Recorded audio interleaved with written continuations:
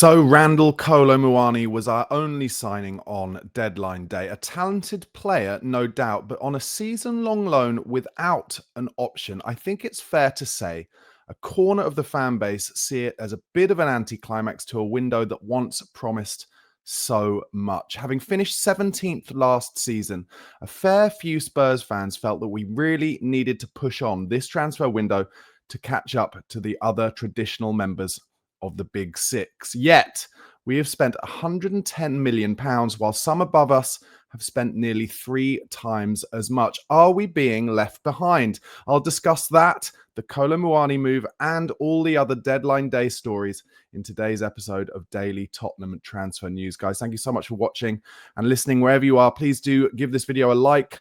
If you're on YouTube, do subscribe to the channel as I get closer and closer to 20,000 subscribers. If you're not already a subscriber, it's daily news and views from the Tottenham Hotspur Stadium.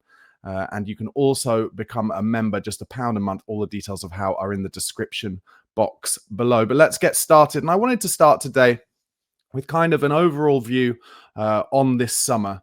And the transfers that we've got in, the transfers that we have managed to get out, although there are very few of those. Of course, Son Heung-min, our captain, our talisman, the face of the club, we have let him move to LAFC, and he's started pretty well over there. I think he's enjoying his life, and it seems like it was the best move. We got kind of £20 million for him, which is a player is 32, 33 years old, is pretty decent. But other than that, really not a lot of money in. Brian Hill left yesterday for about £8 million. That's nothing considering we spent kind of £25 million on him, plus Eric Lamela, and he was with us for 4 years.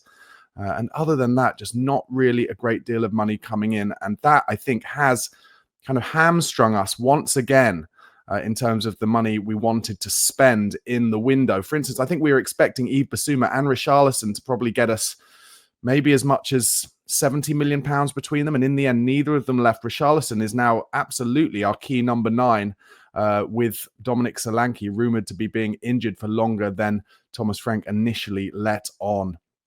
But let's get into the players we did bring in, starting with, of course, a surprise one back at the beginning of the window, Kota Takai. Japanese international, but very much a young player with talent. And as is almost in keeping with a lot of the signings we make at Spurs, pretty much as soon as they come in, they regularly get injured. And Takai got injured within the first week or two of coming to Spurs, and we haven't seen him. And I don't think he's really been training either. We spent about £5 million on him, and as a result of that, I'm surprised that we have kind of put so much trust in Kota Takai when he hasn't really been seen in training or in pre-season at all, and let Luka Vuskovic, who we have seen a little bit of in pre-season, go on loan to Hamburg.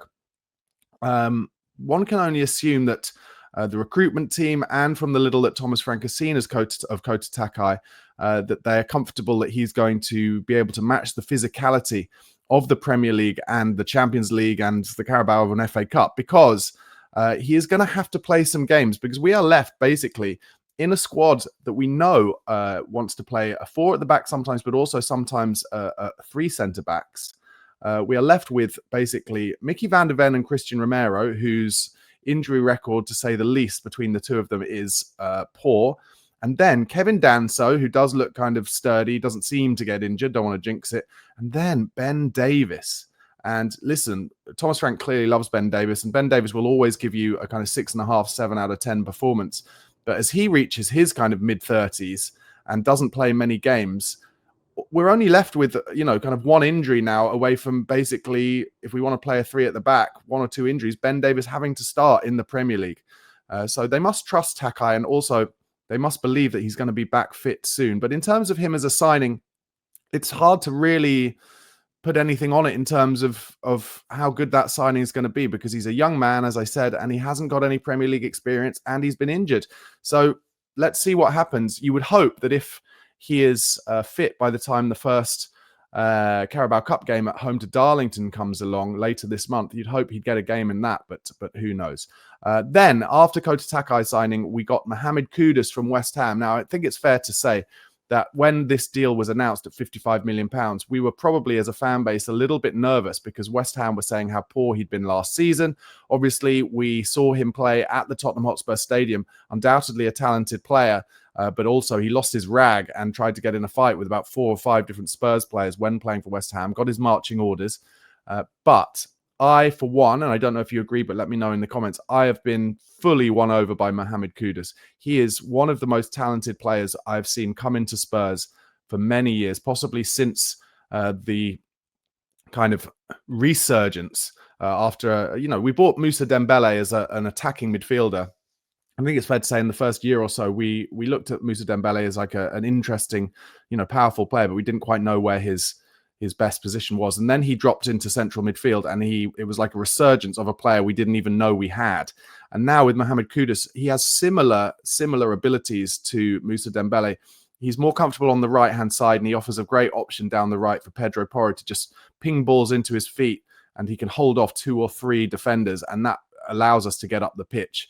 And if we could have another Kudus on the left-hand side who can hold it up as well as he can, then we would be a real threat in the final third in terms of our ability to just keep the ball and sustain attacks.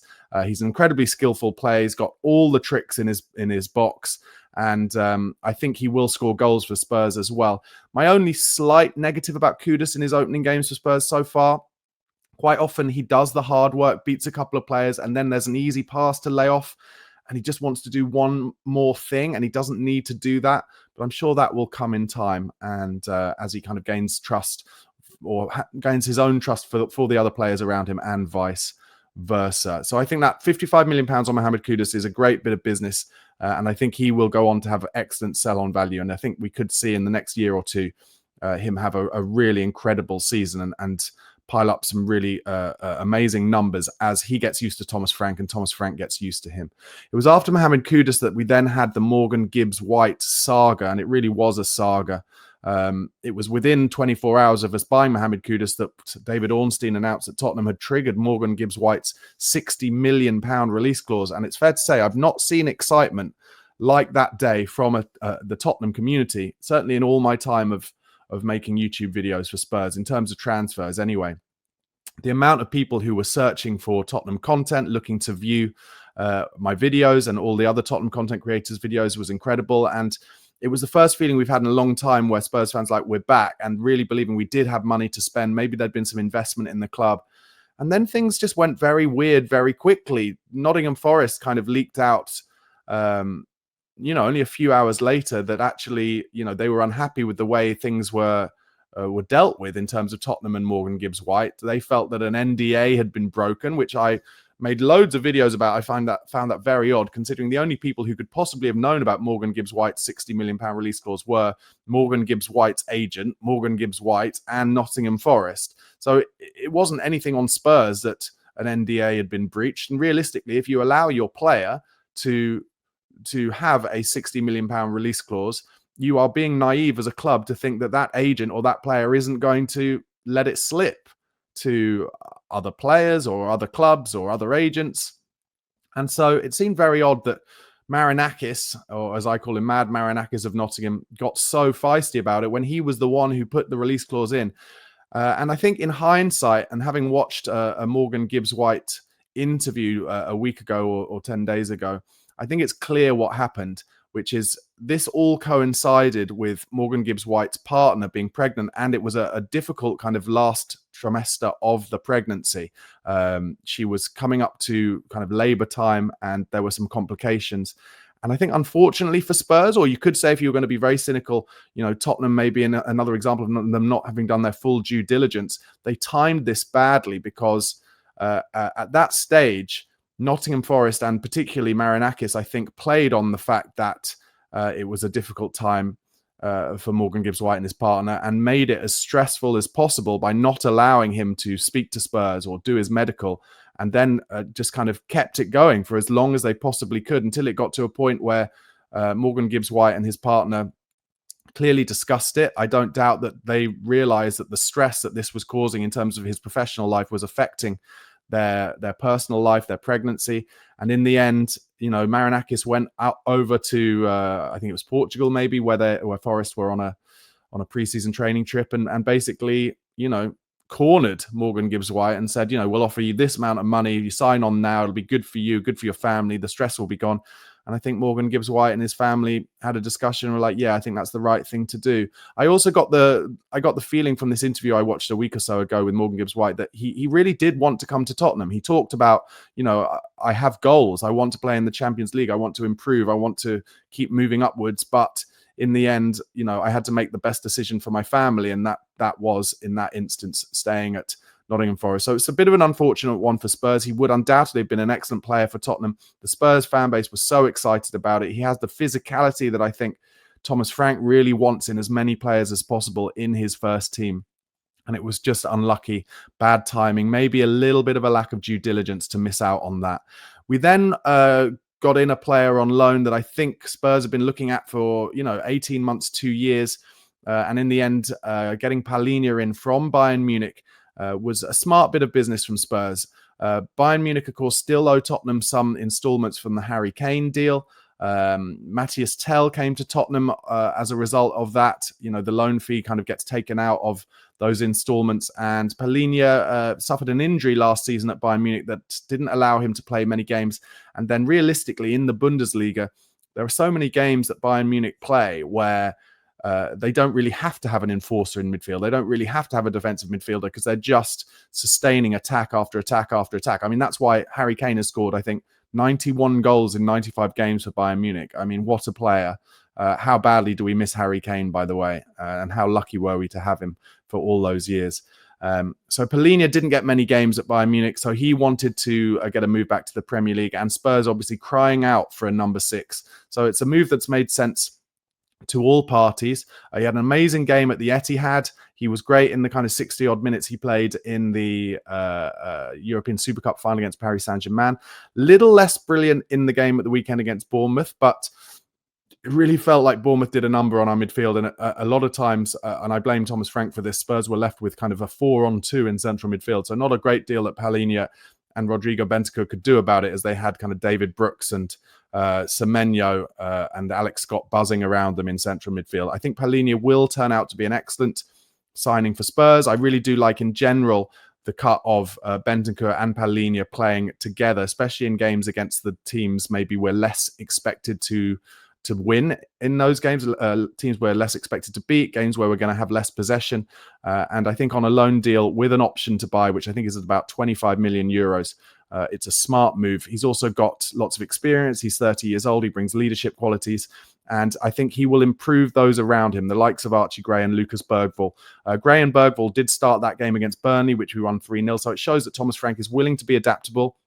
I think after that Bournemouth defeat, he'll be even more willing to be adaptable and throw in Archie Gray and Lucas Bergvall in games where maybe we'll have more possession and more control of the game. So I think Palhinha overall is a really good signing. Then we moved on to, I called it the Morgan Gibbs-White situation, a saga. The Eberechi Eze deal, I call a debacle in the end. This is one there I've been very, very forthright in my views on Daniel Levy and the recruitment team on this one. Eberechi Eze was there to be signed all summer. Everybody knew that he had a £68 million release clause. Everybody knew that his preference was to move to Arsenal if Arsenal were able to come in for him. But it became clear over the summer that Arsenal needed to, all the leaks coming out, they needed to do sales before they were able to bring anyone else in. They bought Marino, they bought Zubamendi. They spent huge amounts of money this summer. And I think what Tottenham needed to do was go in for Eberechi Eze as early as possible in the summer, pay the £68 million release clause, which I know is something that Daniel Levy is never likely to do. But if he'd gone in and said, I'm going to pay the £68 million release clause, then Eberechi Eze would have been like, okay, well, this team really, really want me. They're serious about me. And at that point, would Arsenal have still said, oh, we need you to wait until we've made some sales? Can you wait? Can you turn down this definite bid from a Champions League club who've just won the Europa League to wait for us and we won't be able to guarantee it? I think that might have helped persuade him a little bit. But instead, Daniel Levy, I think, and the Spurs recruitment team were able to kind of be sucked in by Steve Parish and Eze and Arsenal a little bit and just kind of towards the end started tiptoeing around the idea of actually maybe we could get him, maybe we couldn't. And Arsenal had done a deal with Parish and Crystal Palace early in the window to say, if the opportunity comes up, we will meet this kind of money. And in the end, Spurs, what they did was allow themselves to get involved in a kind of negotiation with Steve Parish, where he was stringing them along all the way to try and make them get to £68 million, even though the release clause had run out. And then basically, as soon as they did, Arsenal, well, the latest story goes, which is quite incredible. I've never really heard this from a Premier League footballer before. Apparently on the Thursday, Breccia has called Mikel Arteta himself and said, is there any possible way you guys could come in? Because otherwise I'm going to go to Spurs. And then Arteta went to his board and they okayed it. I just feel if Tottenham had been more proactive rather than reactive and just gone in and slapped the money down, then that is a deal that potentially could have been done. But if they'd slapped the money down and Ezra had said, I want to wait towards the end of the window to see if Arsenal come in, then that's when you move away. That's when Daniel Levy goes, well, we're not going to get into a situation with you where we're going to get gazumped by our biggest rivals. But in the end, they allowed themselves to be, and it was a debacle, and that was disappointing. So then a week or so passed, and we got the biggest signing of the summer, Xavi Simons from RB Leipzig. He is a player who has basically been, I've heard him described as basically the first Instagram footballer in terms of, he was big on Instagram when he was 12 years old, brought up in La Masia, the famed Barcelona academy. He was captain of every one of the youth teams as he grew up through the La Masia. He was seen as one of the next great hopes of European football. And then PSG bought him from Barcelona. He went on loan to PSV in Holland, had an incredible loan season there, was joint leading goal scorer at the age of, I think, like 19, 20, joint leading goal scorer of the Eredivisie. Went back to PSG, again, a pathway couldn't be found there. So he went to RB Leipzig on loan, made that permanent, has had, a couple of decent seasons at Leipzig. And now he makes his big move to Tottenham Hotspur. Big money, £51.6 million, 60 million euros total.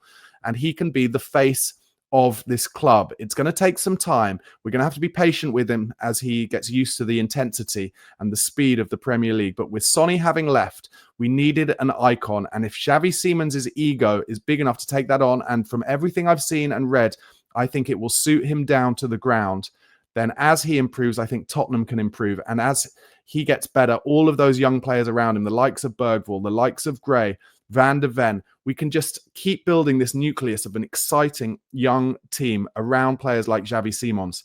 And we need that creativity. With James Maddison out for a year, realistically, with Decky Kulusevski maybe out for the rest of this calendar year, a lot of the creativity is going to land on Xavi Simons. And I think he will enjoy that responsibility. So it was important that Spurs got him over the line. Arguably, could we have got him over the line earlier in the window? Did we do a lot of kind of pussyfooting about waiting to find out whether Eza was available, whether Morgan Gibbs-White was available? Maybe we could have done, but I will talk now a little bit about how I think Tottenham's transfer strategy, which was proactive at the beginning of the window, changed to being reactive as a result of those circumstances around Gibbs-White, around Eza, where we went from being very, very single-minded about wanting players with Premier League experience to then having to pivot to just going, well, we need players who are going to be good enough and big enough to excite the fans, but also to make sure that they're going to be amazing first-team players with sell-on value, potentially, for Tottenham Hotspur. And that's where Xavi Simons came in. I'm excited to see him in the first game, hopefully, away at West Ham. My instinct is he'll probably play off the bench in that game because at the London Stadium, maybe Thomas Frank will want to play that kind of more combative midfield, again, of Palhinha, Bentancur and Sarr to start, a midfield with legs to get about West Ham. But Simons, I'm sure, will come on off the bench, and I'm excited to see it. Then we get to deadline day yesterday. Randal Kolo Muani comes in on a season-long loan without a guaranteed option, but I'm pretty sure Spurs could, if it goes well and Kolo Muani really hits his straps playing at Tottenham, I'm pretty sure it's an easy conversation for Tottenham to have with PSG, because they've been wanting to get him off their books for a long time now in terms of a permanent deal. Exciting player, really showed, he went from Nantes to Eintracht Frankfurt, really showed his best at Eintracht Frankfurt. He was one of the first of the production line from Eintracht Frankfurt to get the big money move, which he got to PSG for, I think, like 95 million euros. And as ever, with young players coming into PSG, very hard to find a pathway. He was there when it was like Mbappe and that kind of front three of absolute Galacticos. And then from PSG, Randal Kolo Muani has then gone on loan to Juventus and now found his way to Tottenham Hotspur. He did really well at Juventus. I'll go into some of those stats later in this episode. I think, as I said in the opening, I think it's a good signing. He's been on our list, so he'll feel wanted at Spurs. He is a pacey, exciting player, loves to get on the ball, loves to beat players. And, the idea of potentially a Kudus, Simons, and Kolo Muani kind of three behind our striker is an exciting one. And it'll hopefully bring on, what I want is from some of these players is for Brennan Johnson to look at them as they play, and I'd like Johnson to look at what Kudus does. Kudus comes deep all the time, gets on the ball, holds players off, and brings other players into play, whereas Johnson just tries to kind of keep away from the ball a little bit and is only really a finisher. And I think Johnson, if he's going to have a longer-term future at Spurs, even though he scores so many goals, he is going to have to get involved in the game more. And I'm hoping that Kolo Muani, Simons and Kudus will show that to the other players around them, how much you need to take responsibility on the pitch. Be willing to get on the ball in areas where it's difficult. Be brave, and then take players on or lay it off and move on and get the ball back.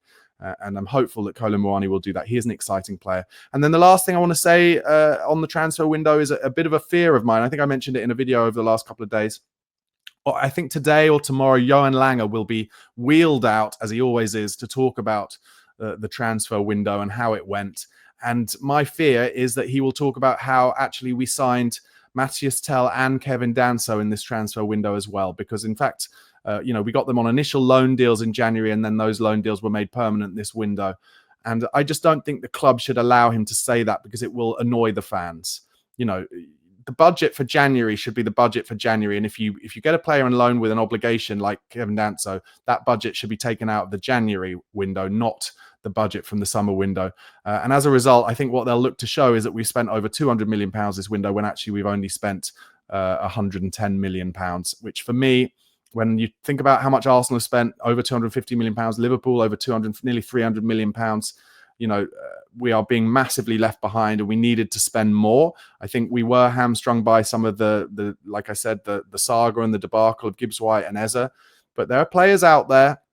We could have spent more money, and I think we could have proven to the fan base that we were committing more. But once again, Daniel Levy showing that he's going to be pragmatic. He's going to try and keep the wages down to a low amount, which maybe to some degree makes sense as we move in the next 12 months from a PSR system to a wages to revenue ratio system. Spurs will have no problems with that, whereas clubs like Aston Villa really will. Aston Villa currently spending over 90% of their revenue on wages, and they're going to have to get that down to around 72%, I think it is. So there will be other clubs who have problems, and maybe that's why we haven't spent a lot of money on a Savinho or on a Morgan Rogers this summer, because they think they'll be able to get better deals for Rogers, say, maybe in January or next summer. So maybe that's something that'll change. But considering we finished 17th, and then those clubs around us have spent so much money, it's not a transfer window that I look on with, by any means with glee, but I think we have got some good players in as well.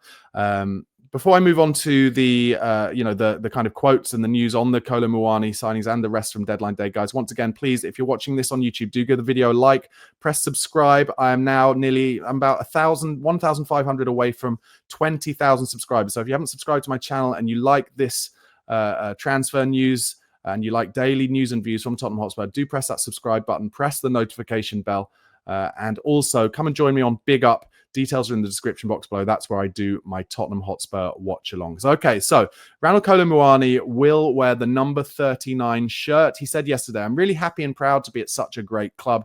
I can't wait to meet my teammates, all the fans, and get out on the pitch. I know what the coach expects from me. I will fight hard for the shirt, the club, and the fans. I will give everything for this team." Thomas Frank said about Kolo Muani, "Randal is a quality player who's proven himself over a number of years, playing for big teams in the Champions League and also with good experience for the French national team." That is actually a point that I don't think should be understated. He has proper Champions League experience, proper European experience, and international experience. He's played in finals of the World Cup. He scored in semi-finals of both the Euro and the World Cup. So this is not a player without quality and without ability. So we should get excited about that. Frank went on to say he's a good age in the prime of his career. He's 26. He has good qualities that will suit both us and the Premier League and gives us a different option in the final third, being able to play out wide and through the middle. We're all excited for what Randal can add to the squad, and I'm looking forward to working with him. Obviously, with the rumours that Dominic Solanke is going to be out injured for longer than we expected and possibly need surgery, we hope desperately that's not the case. There was a report yesterday that he's had an injection into his ankle to try and calm down that injury. I personally don't think injections ever really work, but I'm not in the medical game, so I shouldn't say too much on that. But all we can hope is that it's not too bad for Dominic Solanke. But Randal Kolo Muani could play in the number 9. He's got a lot more physicality about him, even though he's quite thin.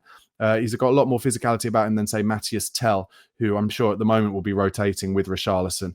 But Kolo Muani, I would think, would start off the left. But let's see what happens. Also, of course, he's French, so good for Wilson Odobert and Matthias Tell to have another Frenchman in the squad. The club said about him, a versatile attacker who can operate across the forward line. Randal's professional journey began at Nantes, where he progressed through the ranks before making his debut back in 2018. He spent 3 seasons at Nantes, grew into a key player, scoring 23 goals, while in his final season, he helped them to win the French Cup, their first honour in only over 20 years. His fine displays there earned him a move to Eintracht Frankfurt, which interestingly was on a free transfer. Really worked out well for Eintracht Frankfurt. And he was sensational in Germany, registering 43 goal involvements in just 50 appearances for Eintracht.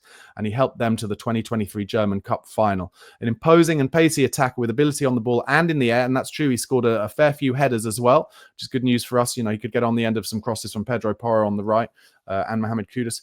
Randal enjoyed further success when he returned to his homeland to join Paris Saint-Germain the following summer, which, like I said, was for about 90 million euros. He helped the French Giants to 2 Ligue 1 titles, the French Cup and the Trophée de Champion, which I'm sure is the French charity shield, community shield. Scoring goals wherever he's been. His impressive return rate in front of goal continued with a loan spell at Juventus earlier this year, where he scored 8 times in just 16 Serie A appearances.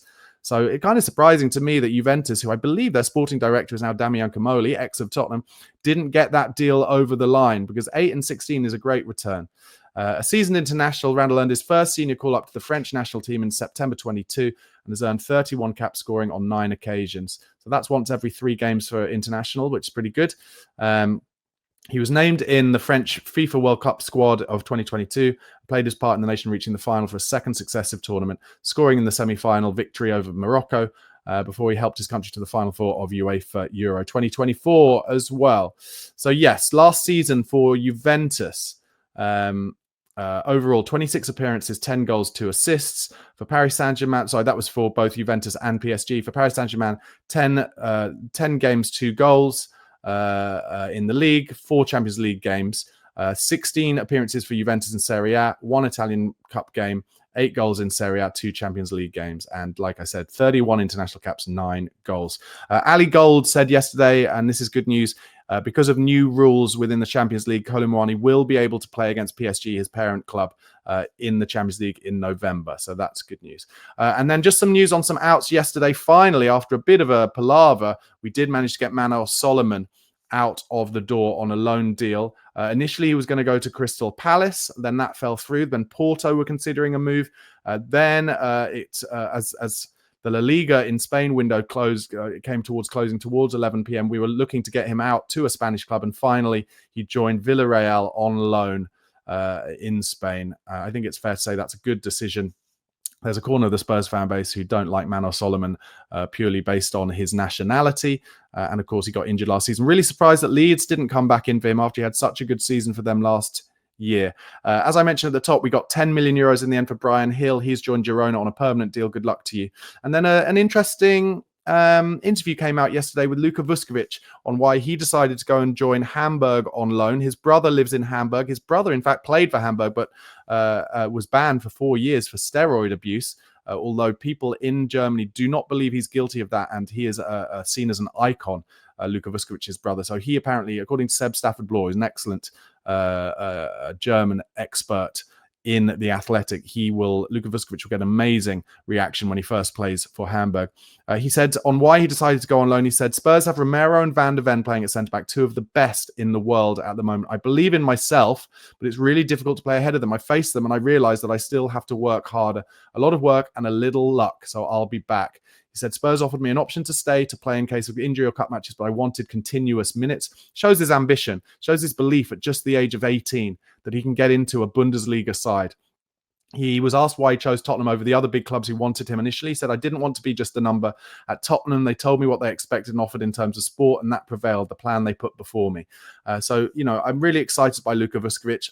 I hope he plays a lot this year. I'll be keeping an eye out on Hamburg and his performances there. He is a beast from attacking set pieces, really great in the air. And yeah, I think playing a top 5 European League football, hopefully every week, for a club that really want him will help us. Don't forget, William Saliba went on numerous loans when he joined Arsenal, maybe the first 3 seasons before he came back to the Premier League and he was properly ready. So I don't mind that Tottenham are going about it a similar way. And then some interesting, maybe sad news coming out of Como yesterday. Joint statement from Dele Alli and Como confirms that they have mutually terminated his contract there. Said Como 1907 and Dele Alli have agreed to a mutual termination of his contract. Dele is keen to secure regular playing opportunities, and as he was not part of the club's immediate plans, both parties felt it was the right decision to part ways ahead of the transfer window closing. The club thanks Dele for his time at Como and wishes him the very best for the future.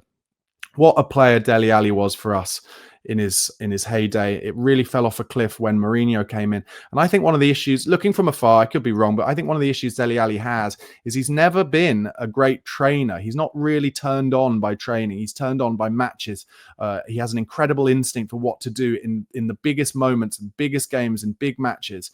And therefore, when he goes over to clubs, I don't think he's ever going to make the managers think in training, oh, I'm the player you need to put in because of my work rate, etc., etc. And also, look, maybe, he's reaching his late 20s now. Maybe he's just dropped off a little bit as well. Obviously, he's had a lot of difficult issues in his life. But I, for one, would love to see Spurs reach out with an olive branch to Dele Alli and say, come and train at the training ground. Come and spend some time here. Feel like you're at home again. And put it in his shoes, in his court. Sorry, put the ball in his court, and give Dele Alli an opportunity to rebuild his career again.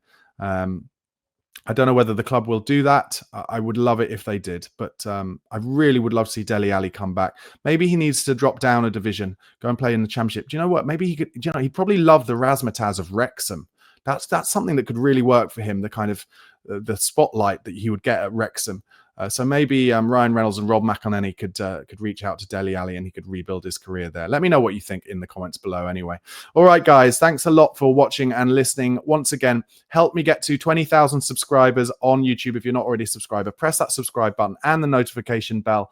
And also, you can listen to my daily Tottenham news and views on the podcast platforms. Go to Apple Podcasts or Spotify, type in the Spurred On podcast and give me a subscribe, a follow, and a rating there. Enjoy your Tuesdays, guys. Come on, you Spurs.